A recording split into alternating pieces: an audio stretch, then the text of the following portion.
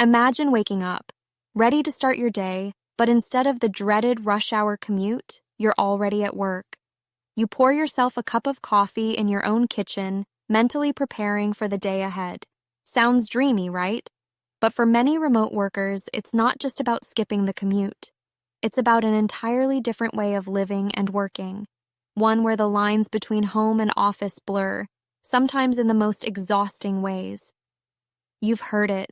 I've heard it. Remote work is like a permanent holiday. But that's far from reality. Many remote workers find themselves trapped in a cycle of endless productivity. Yes, that's right. They're working harder, longer, and more intensely than ever before. Let's dive into why. When working from home, the boundaries are almost non-existent.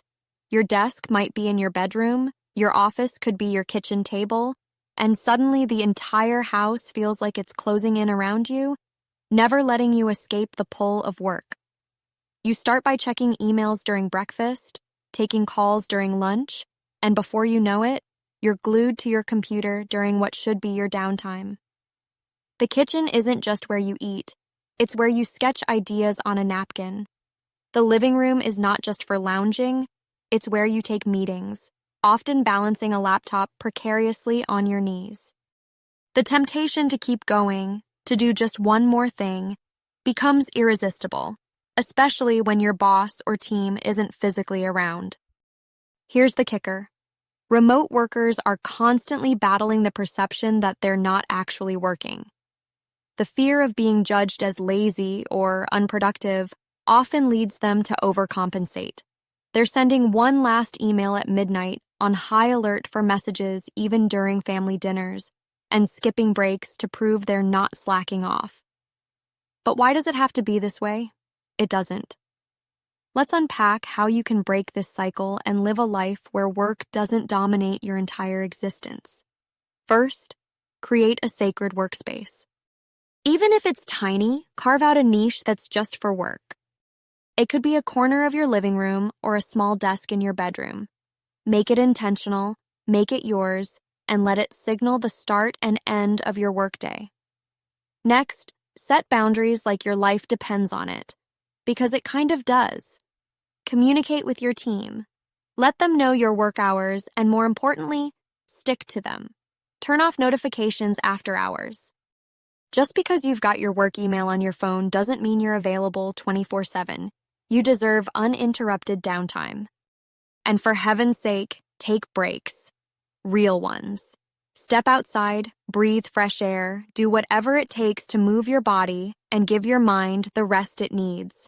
It sounds simple, almost too simple, but it's crucial. You're not a machine, and overworking won't earn you any medals. Your effectiveness doesn't thrive on burnout. Paced energy fuels it. Also, don't be afraid to talk about these struggles. Share them. Connect with others who might be feeling the same. Often, remote workers suffer in silence, but opening up can be incredibly healing. Find online communities, reach out to colleagues, and recognize you're not alone. Change begins with conversation. Of course, there are perks to remote work. Flexibility can be both a blessing and a curse. Use it wisely. Don't wait for your employer to notice you're overworked. They might never see it if you don't spell it out. Advocating for your own work-life balance can be empowering. Here's another game changer. Find a passion project, something purely for you. It could be painting, writing, gardening, it doesn't matter. What does matter is that it allows you to pour your creativity, your thoughts, your energy into something other than work. This not only rejuvenates your mind, but also refreshes your spirit.